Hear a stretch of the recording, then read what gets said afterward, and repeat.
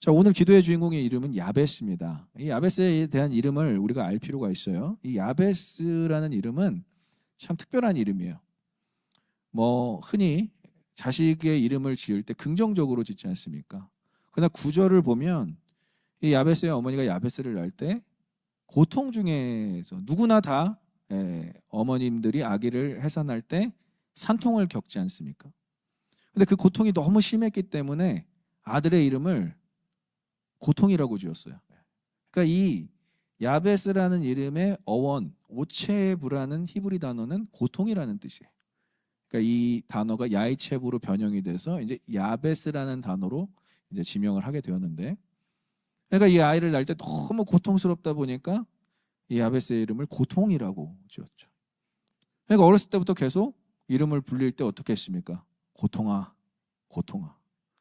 심지어 이게 그냥 고통이 아니라 산통이지 않겠습니까? 산통이로 불러지는 이름이었다 하는 것이죠. 그러니까 그에게는 평생 이 이름 자체가 굉장히 스트레스고, 이름 자체가 굉장히 부정적인 의미로 사용되었기 때문에 참 쉽지 않은 삶을 살았을 것이라고 추정을 합니다. 이것을 확대 해석해서 야베스가 고통 중에 있었을 것이다, 야베스가 몸이 약했을 것이다라고 확대 해석하는 부분인데, 그거는 좀 확대 해석이고요. 어머님께서 너무 고통스럽게 이 야베스를 낳기 때문에 이름을 고통이라 지었다.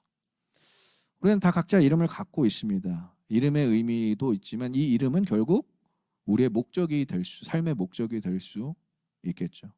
저도 제 이름을 아버지께서 지어주셨을 때 다른 의미로 지어주신 게 아니라 은혜가 충만했으면 좋겠다, 성령이 충만했으면 좋겠다, 다 이런 긍정적인 의미로 충만이라고 지어줬어요. 제가 참 이 충만이라는 이름을 거스르고 다른 것들을 충만할 때 참 그 앞에 형용사들로 제 이름이 퇴색되기도 했었습니다. 저 여러분들의 이름이 다 그런 의미라고 생각을 합니다. 그럼 이 고통이라는 이름, 이 산통이라는 이름을 가지고 이 야베스는 어떠한 기도를 했기에 하나님께 그 기도를 허락받고 응답받을 수 있었는가? 우리가 그것을 좀 주목해서 볼 필요가 있다는 것이죠. 오늘 내용을 보면 첫 번째 줄의 이 내용을 보면 별로 우리의 기도와 다를 바가 없어요. 복을 구하고 있어요. 내게 복을 주시려거든, if 절이 나오고 있죠. 만약에. 그러나 이거는 만약에라는 표현보다는 복을 주세요 하나님, 나에게 복을 주셔야 됩니다, 이렇게 복을 구하고 있습니다. 저와 여러분들의 기도와 별반 다를 게 없어 보입니다. 그러나 이 복에 차별성이 있다는 것을 우리가 좀 알아야 돼요. 우리는 하나님께 복을 구할 때 자본주의를 근거로 해서, 아니면 우리의 어떤 인본주의화 되어 있는 그 복을 구할 경우가 많이 있다는 거예요. 그러니까 일시적인 복, 이것이 지속되는 복이 아니라 이것만 주시면. 그래서 여러분들 복권이라고 하죠. 복권은 한 번만 되라, 약간 이런 느낌이에요. 하나님께 복을 구할 때도 우리가 이런 한 번만 이것을 허락해 주세요, 이런 차원의 저차원적인 복을 구하기 때문에 이런 복은 하나님께서 응답하시기 어렵다라는 거예요. 물론 정말 간절히 구해서 하나님의 때에 복을 주시는 하나님으로 그러한 일시적인 복, 단발적인 복을 허락하실 수 있지만 이것은 하나님께서 원하시는 복을 구하는 형태가 아니라 하는 거예요. 여러분 잘 들으셔야 돼요. 이 복을 받은 후에 나의 구체적인 삶의 실천이 나와야 돼요. 내가 이 복을 받은 후에 어떻게 살아가겠다라는 목표의식이 있어야 된다는 것이죠. 그래서 하나님께서 이 복을 주신다면으로 시작하고 있는 거예요. 복을 주세요라고 하는 게 아니라 이 복을 주신다면 내가 어떻게 구체적인 삶을 살겠습니다. 이건 굉장히 실천적인 부분이라는 것이죠. 여러분들 다 기도 응답 받으시길 원하십니까? 응답 받으시길 원하십니까? 그러면 그 기도 응답 받은 후에 뭘 할 것인가도 생각을 해야 된다는 거예요. 예를 들어 기도 응답을 받고 하나님과의 관계가 더 깊어지고 싶습니다. 하나님을 더 알고 싶습니다. 하나님과 더 친밀한 관계를 영위하고 싶습니다. 누리고 싶습니다. 이러한 목적이 아니라 이것만 주시면 좀 제가 좀 이렇게 면이 서지 않겠습니까? 좀 이렇게 친척들 보는 데 있어서 좀 제가 좀 어깨 좀 펴지 않겠습니까? 와이프한테 좀 당당해지지 않겠습니까? 이러한 그 목적은 사실은 하나님께서 원하시는 복을 주시고자 하는 목적이랑은 전혀 상반된다는 것이죠. 그래서 우리가 복을 구할 때 마치 복을 맡겨놓은 것처럼 복 주세요, 복 주세요가 아니라 만약에 나에게 복을 주시면 이러한. 그러니까 야베스는 오늘 복을 주신다는 그 전제가 내가 무언가 복의 개념이 다르다라는 그 차별성을 두고 있다는 거예요. 자본주의에 인본주의에 근거한 복의 개념이 아닌 하나님 중심의 복을 구하고 있다는 것이죠. 하나님께서 우리에게 주시고자 하는 복은 무엇입니까? 여러 가지 형태가 있을 수 있어요. 물질적인 부분도 반드시 포함됩니다. 그러나 정말 하나님께서 원하시는 것은 여러분들과의 관계를 원하신다. 그 관계 가운데 누릴 수 있는 복. 그러한 복을 우리가 생각해 보아야 한다는 것이죠. 그래서 그 복을 받고 어떠한 실천이 이루어질 수 있고, 그러한 복을 받고 어떻게 누릴 수 있고, 그러한 복을 받고 어떠한 결단이 나에게 격발될 수 있는가, 나타날 수 있는 것까지 우리의 기도 내용에 담겨 있어야 된다는 거예요. 이것은 조건이 아닙니다. 우리의 기도의 목적이 될 수 있다는 것이죠. 그래서 오늘 야베스의 기도는 짧지만 강렬하고 간절하지만 구체적이다 표현할 수 있어요. 다시, 오늘 야베스의 기도는 짧지만 강렬하고 강력하다라고 표현할 수 있고, 파워풀하고 간결하지만 심플하지만 굉장히 구체적이 디테일하다. 그러니까 이 네 가지를 다 포함하니까 하나님께서 어떻게 응답을 안 하실 수 있겠습니까?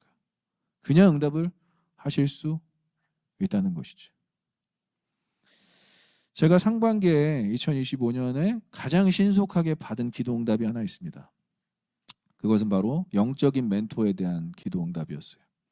제가 사실 이민교회 목회를 하면서 참 기라성 같은 선배님들하고 이렇게 교제를 하면서 참 좋은 영향을 많이 받았어요. 너무나 안타까운 것은 저의 영적인 멘토들이 자꾸 이민 목회 현장을 떠나시더라고요.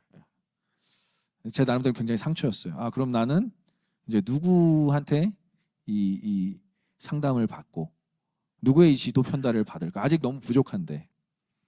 주변을 둘러보니 멘토로 삼을 만한 분이 없는 거예요.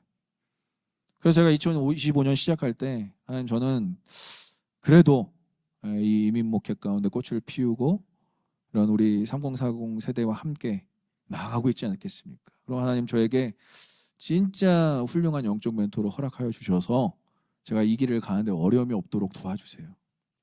그러니까 이제 이 하나님께서 원하시는 기도를 했죠. 이 기도를 드린 후에 즉각 3개월 만에 기도 응답을 받았습니다. 그러니까 놀라운 것은 그 영적 멘토가 물론 실존하고 있는 사람이지만 이 미국에 계신 분이 아니라 제가 책으로 먼저 만난 분이었어요. 제가 제자 훈련 때문에 굉장히 고민을 많이 할 때 제가 한국에서 책을 고르다가 한 줄기 여러분 뭐 믿거나 말거나지만 이 한 줄기의 빛이 그 책을 딱 비추고 있는데, 그 제목을 제가 너무 그 제목에 심취해서 그 책을 딱 고르고 딱 피는 순간 이름 석자가 딱 눈에 들어왔어요. 그리고 그분을 책으로 먼저 만나고 올해 이제 3월에 어떠한 계기로 우리 교회 모시게 돼서 6월 달에 제가 그분을 만났어요. 그러니까 제가 책으로 알게 된 지는 6년 전이지만 진정한 영적 멘토로 만난 것은 올해 딱 상반기였더라는 거예요. 하나님께서 생각보다 빨리 응답해 주셔서 제가 좀 약간 당황할 정도로, 하나님께서는 내가 생각하는 것보다 더 나에게 빠르게 응답하시길 원하시는구나. 내가 간절한 것보다 오히려 하나님이 더 응답하시기에 간절하시구나. 그래서 이 하나님의 응답하심의 간절함을 한번 경험하니까 오히려 더 하고 싶더라고요. 하나님께서 원하시는 기도를. 그래서 요즘은 그렇게 기도해요. 하나님, 나에게 원하시는 기도 제목은 무엇입니까? 굉장히 고차원적인 거죠. 그냥 앉자마자 하나님 이거 필요해, 저거 필요해, 이게 아니라 하나님, 내가 정말 하나님께 구하기를 원하시는 것이 무엇입니까? 이렇게 기도가 바뀌더라고요. 여러분들이 만약에 상반기에 기도 제목이 응답받은 게 있다면 분명히 그것은 하나님께서 원하시는 기도이었던 것. 그러나 아직 기도 응답을 받지 않았다면 여러분들의 기도를 조금만 바꿔보세요. 하나님께서 원하시는 기도는 무엇인가? 그렇게 기도할 때 하나님께서 여러분들에게 더 많은 기도 응답으로 선물로 응답하여 주실 줄 믿습니다. 그렇게 하나님께서 원하시는 기도로 나아가는 것이에요. 왜냐하면 우리의 기도도 성숙해질 필요가 있고 우리의 신앙생활도 더 나아질 필요가 있다는 것이죠. 계속 그 자리에 머물면서 우리 영아부 아이들 보면은 기도 참 잘합니다. 굉장히 성경적으로 신학적으로 잘해요. 저 아이들이 이미 이제 저 어린 나이에서부터 신앙이 들어가고 있어요. 그럼 우리는 이미 뭐 부모 세대를 살고 있는 수준이고 이미 3040, 30년, 40년을 살아가고 있는 지금 시대 가운데서 우리 아이들보다는 좀 고차원적으로 하나님께서 정말 원하시는 기도로 나아가야 되지 않겠습니까? 여러분 물론 뭐 기도에 오셔서 기도하십시오 이렇게 하는 것도 중요하지만 여러분들의 기도 응답에 대한 그 하나님의 간절함을 아셨다면 기도의 자리로 우리는 올 수밖에 없고 기도의 자리를 사모할 수밖에 없다는 것이죠. 그럼 어떠한 내용이 이렇게 하나님께서 야베스에게 즉각적으로 응답하시고 허락하실 수밖에 없었는가? 우리 한번 세 가지로 알아보겠습니다. 첫째, 따라해볼까요? 지역을 넓혀주소서. 첫 번째 구한 것은 지역을 넓혀달라고 구했어요. 복을 주실 건데 하나님께서 복을 나에게 주실 거면 나에게 지역을 넓혀 주시옵소서. 일반적으로 복을 구하는 이유는 여러분 무엇입니까? 그 복을 사유화하기 위해서. 이 복은 내 거야. 개인적인 이득과 유익을 얻기 위해서 구하는 거예요. 그렇잖아요. 우리가 뭐 남의 복을 구하고 남이 잘 되기를 원하고 이게 아니라 내가 그 복을 받은 복을 사유하기 위해서 내 걸로 소장하기 위해서 간직하기 위해서. 그러나 이 지역을 구하는 것, 지역의 확장을 구하는 것은 야베스가 구하는 이 지역에 자신의 삶의 영역이 포함되어 있어요. 그 자신의 삶의 영역, 즉 자신의 삶에 자신이 받은 복을 나타내고 드러낼 수 있는 영역, 그 확장을 원한다라는 거예요. 한마디로 자랑하고 싶다는 거예요. 하나님께서 나에게 이렇게 해주신 것을 자랑하고 싶다는 거예요. 네, 여러분 생각보다 기도 제목은 많이 나누는데 기도 응답은 많이 안 나눠요, 사람들이. 그러니까 요구사항은 많은데 받은 거는 안 나눈다는 거예요, 받은 거. 저는 그러면 신앙생활이 참 재미없게 됩니다. 받는 데만 익숙해진다는 거예요. 인간관계 가운데서 똑같아요. 받기만 하는 사람은 참 친구가 없어요. 받을 줄도 알고 줄 줄도 아는 사람은 그 주변에 사람이 많을 수밖에 없죠. 그걸 구하는 거예요. 내가 이 복을 받고 나의 지경을 넓힐 때, 나의 삶의 영역을 넓힐 때 그 영역 가운데서 내가 뭘 할 것이냐? 나의 복을 드러내고 나의 복을 자랑하겠다라는 표현이에요. 그러니까 성도의 복은 개인의 삶에서 끝나면 안 돼요. 이것은 반드시 가정으로 확장돼야 되고 세상까지 확장돼야 돼요. 그 영역이. 그래서 우리의 삶은, 그리스도인의 삶은 때론 세상과 분리되어 있지만 세상 가운데서 영향력을 밝혀야 된다는 거예요. 비춰야 된다는 거예요. 그래서 마태복음 5장에서 5장 13절에서 너희는 세상의 빛이라고 이야기하는 거예요. 교회의 빛이고 공동체의 빛이 아니라 세상의 빛이라고 이야기하는 거예요. 왜? 확장된 영역을, 확장되어야 하는 영역을 하나님께서 우리에게 말씀하셨다라는 것이죠. 여러분 세상 속에서 빛나시길 소망합니다. 세상 가운데에 영향력을 미칠 수 있도록 여러분들의 기도가 나 복 받고 끝나는 그런 수준의 기도가 아니라 나에게 이 복을 주시면 내가 세상 가운데서도 하나님을 자랑하겠습니다. 사람들이 물어볼 거 아니에요. 너 왜 그 복을 받았니? 하나님이 주셨는데? 이렇게 얘기할 수 있는 수준이 바로 야베스의 기도였다는 거예요. 너 어떻게 그렇게 잘 될 수가 있니? 내가 열심히 살았어. 난 최선을 다했어. 이게 아니라 내가 한 건 별로 없는 것 같은데 하나님께서 나에게 이렇게 주셨네? 이걸 누구한테 얘기한다고요? 성도들끼리도 얘기해야 되지만 안 믿는 사람에게. 그게 지역이 넓혀지는 부분이라는 거예요. 그래서 하나님의 나라는 무조건 확장성이에요, 여러분. 하나님의 나라는 이미 우리 안에 있는 줄 믿습니다. 그러나 그 하나님의 나라가 확장되는 거예요, 확장돼. 그래서 하나님의 나라에 대해서 예수님께서 비유하실 때 다 이 확장을 이야기하셨어요. 마태복음 13장에 이 겨자씨 한 알이 땅에 심어져서 나무가 되었고 그 나무에 풀과 가지가 확장되어서 증가되어서 새들이 와서 그 가지에서 깃들이었다라고 표현하고 있습니다. 누룩 비유 아시잖아요, 여러분. 누룩. 빵을 만들 때 필요한 누룩도 역시 밀가루를 부풀게 하려고 누룩을 넣었더니 확장되었다.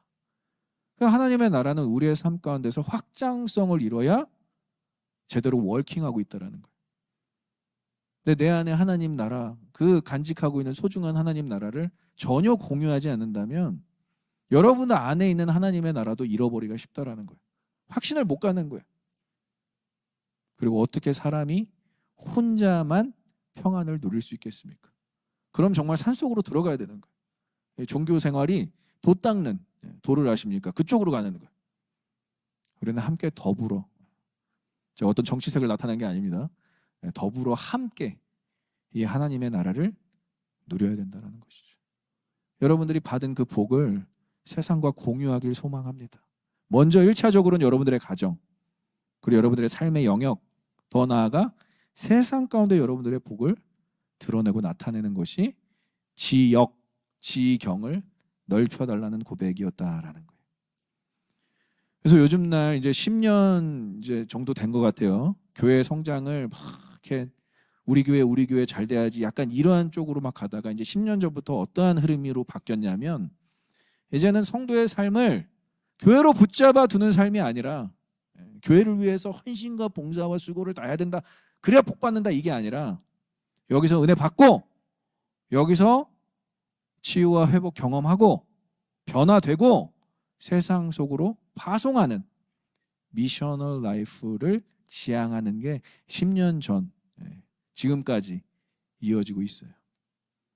그래서 때로는 이렇게 교회에 이렇게 사람이 없지 막 이런 부분들도 물론 우리에게 고민이 되겠지만 여러분들 한 사람 한 사람이 하나님께서 보내시는 미셔널 라이프, 선교사적 삶을 살아야 되는 한 명 한 명의 귀한 선교사라는 것이죠. 믿기 어려우신 표정이어서 옆 사람과 함께 고백하겠습니다. 당신은 선교사입니다. 어디서? 가정에서, 어디서? 사업장에서, 어디서? 우리의 일상에서. 그것도 안 되는데 뭐 교회 와서 신앙 좋은 척 뭐 찬양하고 뭐 기도하고 이런 의미가 없다라는 거예요. 여러분들의 삶의 자리에서 얼마나 이 미셔널 라이프를 이루고 있는가. 그 미셔널 라이프를 막 강조하다 보니까 교회도 이름을 바꾸는 거예요. 이제 미셔너리 철치, 선교적 교회. 교회는 자꾸 세상 속에서 영향력을 빛으로 소금으로 살아가야 된다. 그러니까 성도들을 자꾸 올가매는 것, 와라 부흥. 물론 영적 부흥이 일어나면 좋죠. 그러나 여러분들의 삶의 자리에서 이 하나님의 나라를 이루는 것이 더 중요한 가치가 되었다라는 거예요. 그래서 여러분 소그룹 예배 때 진짜 이거 하나만큼은 갖고 가셔야 되는 거예요. 내가 월요일 날부터 뭘 할 것인가. 당장. 이 교회 이 주차장을 떠나면서부터 나는 어떤 말을 하고 어떤 행동을 할 것인가. 이 결단이 이루어져야 되는 거예요. 안 그러면 바로 무너지는 거예요. 왜? 여러분들은 일주일에 교회를 많이 와봤자 한 번밖에 안 오기 때문에. 많이 오는 분들은 한 2번, 3번은 오겠죠. 그러나 옛날 뭐 70년대, 80년대 부흥의 형제처럼 매일같이 여러분들이 교회에 와서 교회 안에서 하나님의 나라를 막 전폭적으로 누리는 세대가 아니라 물론 모이기에 힘써야 되겠지만 여러분들은 세상에서 살아가는 시간과 세상에서 쓰는 에너지와 세상에서 쓰는 인간관계가 더 많다라는 거예요. 그러니까 여러분들이 반드시 여기에서 갖춰야 될 것, 영적 무장이라는 것이죠. 그래서 이 복과 은혜를 우리 교회 안에서 하나님 나라의 모형인 교회 안에서 마음껏 받고 누리시길 소망합니다. 그것을 예배 가운데 받으셔야 돼요. 받아야지 여러분들 그렇게라도 결단하세요. 그럼 하나님께서 복과 은혜를 주실 줄 믿습니다. 그러나 가장 중요한 것은 나의 삶의 결단으로 나와야 된다는 거예요. 지역을 넓혀주십시오, 하나님. 나 복 받고만 끝나지 않겠습니다. 지역을 넓혀서 내가 받은 복 공유하겠습니다. 거기까지 가야 된다는 것이죠. 자, 둘째, 큰 소리로 따라해볼까요? 주의 손으로 도와주소서. 두 번째는 그렇게 가고 있어요. 자, 복을 받았어요. 그리고 지역이 넓어졌어요. That's it. 뭐 거기까지 기도하면 됐지. 그런데 또 다른 영적 원리가 우리에게 제시되고 있습니다. 주의 손은 굉장히 구체적인 거예요. 여러분, 복을 주신 분께서 복을 주셨을 뿐만이 아니라 복을 지켜주셔야 돼요. 어떠한 의미냐면 우리가 갖고 있는 복이 누구 거예요? 이제 내 게 아니라 하나님의 거예요. 그럼 복을 주신 분도 하나님이시지만 그 복을 지키시는 분도, 관리하시는 분도 하나님이시는 거예요. 주체의 의식을 정확하게, 주인의식을 정확하게 알고 표현하는 표현이 바로 이 주의 손이라는 표현이에요. 야드. 여러분, 야드라는 표현 아시죠? 경계를 의미합니다. 그러니까 내가 받은 복의 경계를 누가 하느냐? 하나님이 하시는 거예요. 그러니까 그 받은 복의 경계를 알 때 우리는 거기서 얻는 기쁨과 유익이 너무나 큰 거예요. 전도서가 그걸 얘기하고 있어요. 너의 분복이 있다라는 거예요. 너의 몫이 있다라는 거예요. 그것을 넘어가지 말라는 거예요. 익시드하지 말라는 거예요. 그러나 광야에서도 항상 문제가 발생했던 것, 이스라엘 백성들이 익시드를 하는 거예요. 넘쳐나는 것. 넘치는 건 기쁨과 은혜가 넘치는 게 좋은 거지, 내가 받을 복보다 더 많이 받아서 이게 넘치는 것이 중요한 게 아니라는 거예요. 그건 상대방에게 가야 되겠죠. 그 관리를 누가 하시느냐? 주신 하나님께서 하신다라는 거예요. 그러니까 우리가 받은 복에 대해서 누구한테 관리를 맡겨야 되는 거예요? 하나님께 맡기는 주인 의식에, 하나님이 나의 복의 주인이십니다. 그럼 복을 자꾸 맡기다 보면 어떻게 되죠? 나의 삶의 주인이 하나님이 되시는 거예요.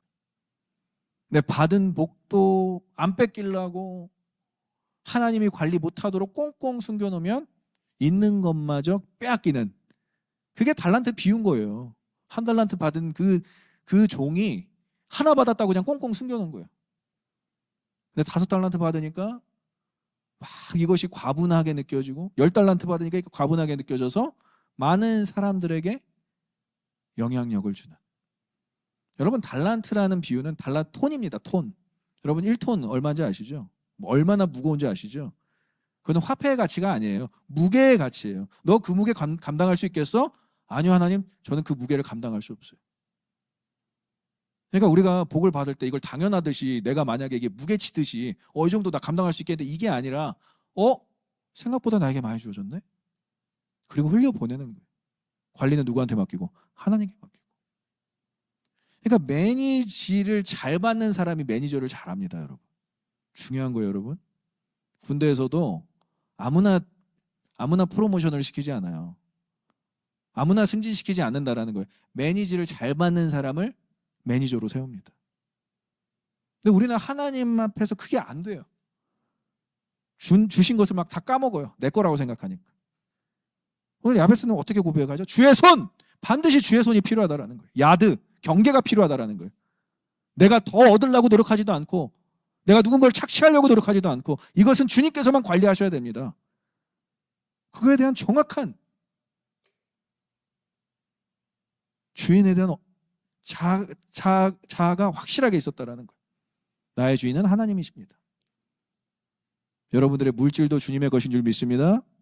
여러분들의 재능도 주님의 것인 줄 믿습니다. 심지어 여러분들의 인간관계도 주님의 것이에요. 부부관계도 여러분들 스스로 노력하려고 하면 안 돼요, 여러분. 정말 안 되는 게 부부관계예요. 제가 왜 이렇게 열을 내죠? 안 되기 때문에 그래요. 힘들어요. 그래서 하나님께 맡기는 거예요. 부부관계 진짜 하나님이.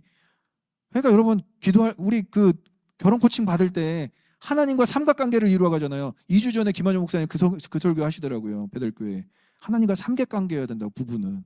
아주 막 얼마인에서 얼마나 부부들이 그렇게 너무 막 쉬쉬하면서 이혼율이 막 급증하는 걸 막 보니까 막 진짜 토라는 심정으로, 저는 우리 교회 아직 그런 참 어려움이 없어서 다행이지만, 관계 하나님께 맡겨야죠. 그게 여러분들의 관계가 아닌데, 하나님께서 맺어주시는 관계인데. 하나님께서 맺은 관계를 사람이 나눌 수 없느니라. 믿으십니까? 하나님께서 맺은 관계는 하나님께서 끌고 가셔야죠. 왜 여러분들의 힘으로 끌고 가시려고 노력해요? 그래서 매니지를 잘 받는 사람은 매니저가 될 수밖에 없습니다. 교회에서 마찬가지예요. 목사의 통제를 잘 받는다고 생각하지 마십시오.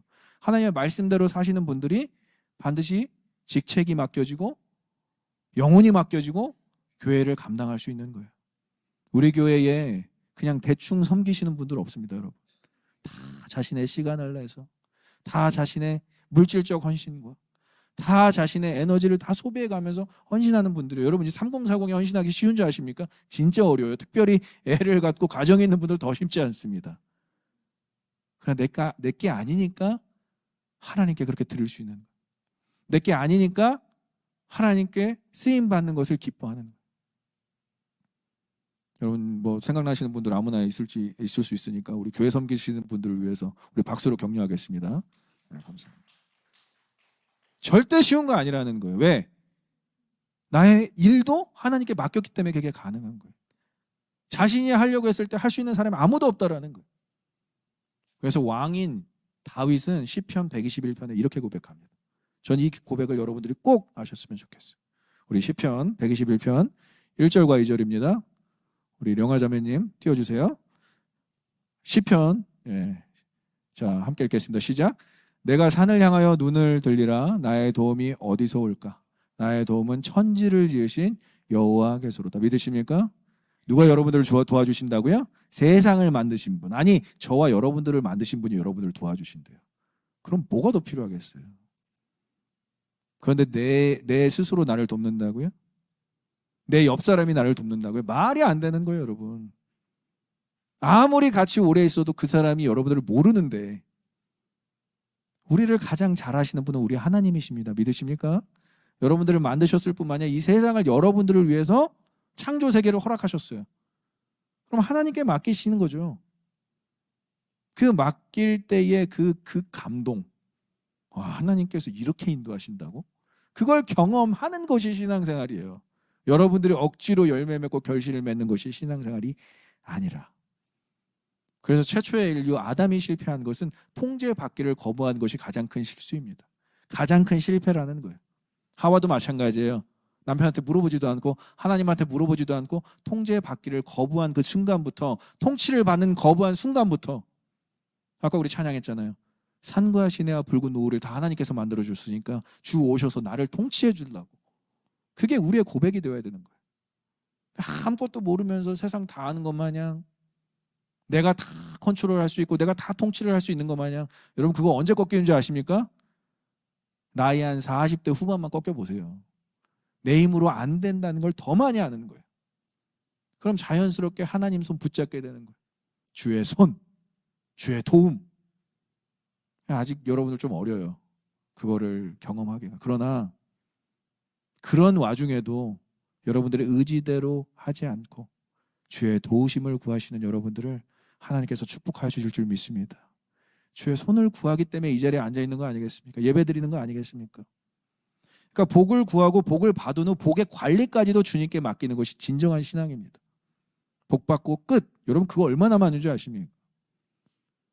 정말 아플 때, 진짜 마음 어려울 때, 우울증에 정말 상상도 할 수 없는 병에 걸렸을 때는 하나님 의지하다가 병 딱 났으니까 딱 떠나버리는, 너무 많이 봤거든요. 너무 많이 봤어요. 그러니까 하나님께서 안 고쳐주시는 분들이 있는 거예요, 더러는. 왜? 신앙이 더 나아지지 않을 것을 아시니까. 하나님과의 관계가 더 나아지지 않을 것을 아시니까. 미안하지만. 그러나 그 안에, 그 깊은 내면에 내가 이 병을 고쳐주시면 당신에게 평생 순종하며 주의 도우심, 주의 손을 구하며 살겠습니다. 그것을 아시면 하나님께서 안 고쳐주시겠냐는 거예요. 하나님께서 우리와 관계를 원하시는 거예요.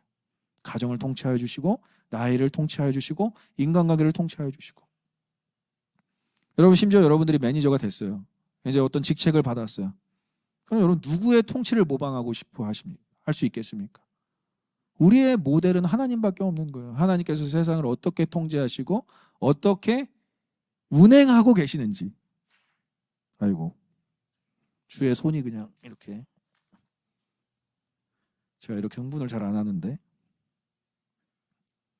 제가 어제 참 뭐 귀한 나눔을 항상 하는데 거기서 참 은혜를 받았어요. 어떤 나눔을 통해서. 책에서 쓰여진 글인데, 하나님의 능력을 창조, 치유, 역사, 여러분들의 가장 우리가 감동을 받을 수 있는 하나님의 능력은 뭔지 아십니까? 하나님의 유지, 하나님께서 지탱해 주심, 이 세상을 멸하시지 않고 지켜봐 주심, 이게 하나님의 능력이라는 거예요. 우리 막 대단한 거 원하잖아요.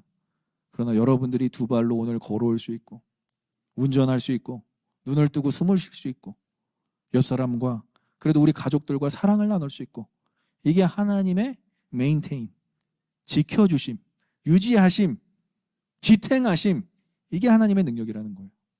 언제 느낄 수 있는, 매일 같은 삶 가운데서 느낄 수 있는, 우리의 일상에서 느낄 수 있는 하나님의 능력이 여러분들을 지키시는 것이라는 것이죠. 그래서 막 대단한 일확천금이 우리에게 들어오고, 막 복이 우리에게 들어오고, 물론 중요하죠.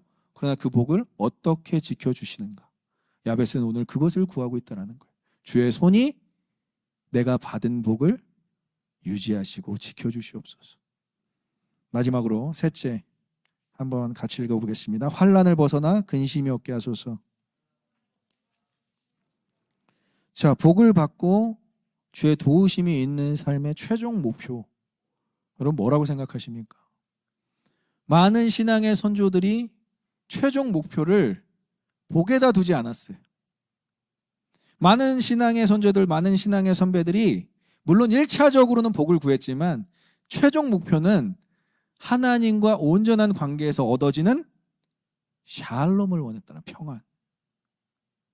그러니까 오늘 야베스는 최종 목적지까지 가는 거예요. 나에게 이러한 복이 주어지면 지역을 넓혀주시고 주의 손으로 이것을 지켜주시는데, 근심과 환난을 벗어나 나에게 영원한 샬롬을 허락하여 주시옵소서. 여러분, 기도하는 이유가 무엇입니까? 받으려고요? 여러분, 기도하는 이유가 무엇입니까? 받은 것을 지키려고요?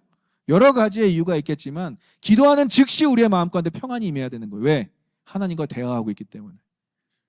만물을 지으시고 나를 호흡으로, 생기로 루하크로 지으시고 나의 삶을 여기까지 인도하신 하나님께서 나와 함께 하신다는 것을 기도하는 즉시 느껴야 된다는 거예요. 그래서 거기에서 오는 엄청난 평안함을 고백할 수 있어야 된다는 거예요. 그래서 여러분, 시편을 읽으십시오. 성경이 어려우면 시편을 읽으세요. 시편 기자는 항상 두려움과 아픔과 고통으로 첫 페이지를 시작해요. 1절을 시작한다는 거예요. 기도로 시작해요. 무조건. 그러나 마지막은 찬양으로 끝나는 거예요. 샬롬으로 끝나는 거예요. 분명히 원수가 나의 목전에서 나를 죽이려고 나를 쫓아옵니다. 사방이 적군으로 깔려 있습니다. 사울이 쫓아올 때도 절대 평안할 수 없는 상황. 그러나 다윗은 항상 뭘 고백하죠? 주의 날개 그늘 아래에 있습니다. 푸른 초장에 있습니다. 쫓기고 있는데, 시편 23편. 그러니까 우리는 환경과 상황이 변해서 우리에게 샬롬과 평안이 임하는 게 아니라 하나님과의 관계 때문에 얻는 평안이 있어야 된다는 거예요. 눈을 감고 기도하는 순간 여러분들에게 평안이 임할 줄 믿습니다. 그게 기도의 목적이라는 거예요. 그러니까 야베스는 기도의 목적을 알고 기도하는 거예요. 내가 이 기도하는 순간 나에게 근심, 환난 사라질 거예요. 왜? 하나님이 나의 기도를 들으시기 때문에. 그래서 여러분들 기도하는 순간 푸른 초장을 경험해야 되고요. 기도하는 순간 주의 날개를 경험해야 되는 거예요. 제가 본당에서 혼자 기도할 때가 많습니다. 근데 너무 좋아요. 너무 좋아요. 그걸 여러분들에게 꼭 저를 따라하라고 하는 게 아니라 진짜 주의 날개 아래에 있는 것 같은 그런 너무나 그 평안함이 있어요. 목사라고 해서 꼭 그런 게 아니라 하나님께서 나에게 기도를 하게 하시는데 그 기도가 억지스러운 것이 아니라 내가 주의 그늘 아래 거하고 싶은 나의 간절함, 나의 갈망. 내가 푸른 초장, 하나님이 나를 인도하시는, 목자가 되어서 나를 인도하시는 그 푸른 초장을 갈망하는 나의 마음. 그러니까 야베스의 기도는 응답 받을 수밖에 없었던 기도라는 거예요. 야베스의 기도에는 불필요한 억지스러운 서원이나 계약적인 조건 없이 그저 주님의 복을 누리고 싶습니다. 주님의 복을 주님께서 지켜주세요. 주님의 복이 임하면 나는 평안함 가운데 거할 것입니다. 이 세 가지를 고백하고 있다는 거예요. 그러니까 진정한 기도는 기도하는 중에, 기도하는 즉시 우리를 평안으로 인도하는 거예요. 그럼 여러분들은 기도하는 순간 이미 기도 응답을 받았다 안 받았다? 받았다라는 거예요. 기도하는 순간 누가 함께 하신다? 하나님이 함께 하신다. 믿으십니까? 기도한다라는 것은 하나님이 계신다는 확신이에요. 하나님이 계신다라는 것을 믿지도 않는데 어떻게 기도해요, 여러분? 말이 안 되는 거죠. 그냥 눈 감고 있는 거죠. 눈 감고 그냥 옆 사람이 하니까 따라하는 거죠. 여러분들이 진짜 기도하는 순간 누가 함께 하신다? 하나님이 함께 하시는 줄 믿습니다. 눈 감고 기도하는 순간 하나님이 나와 함께 하시는데 평안이 임하지 않는다? 기도를 잘못하고 있는 거죠. 야베스가 그 원리를 알았다라는 거예요. 이름이 고통이에요. 고통아! 산통아! 아주 굉장히 괴롭죠. 누가 이름 부를 때마다 막 싫죠?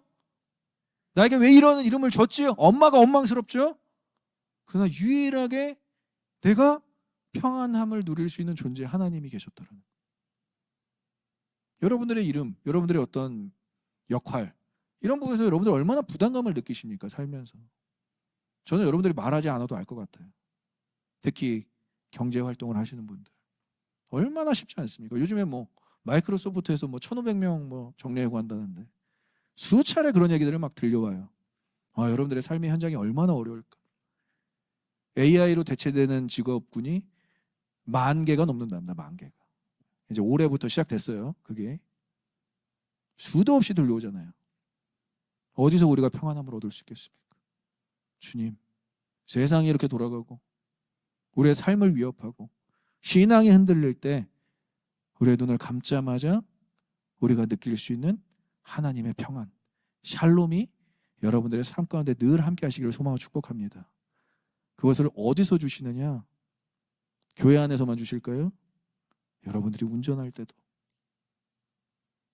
여러분들이 혼자 방 안에서 울고 있을 때도, 여러분들의 그 가슴 아픈 그 쓰라린 마음으로 통곡하며 방 안에서 혼자 지낼 때도, 누군가의 아픔이 내 아픔으로 전가돼서 어찌할 바를 몰라, 무슨 말을 할지 몰라 신음만 할 때도, 가족 구성원으로 인해서 너무나 상처받고 힘들어할 때도 우리는 기도할 수 있다는 거예요. 여러분, 기도는 우리의 의무가 아닙니다.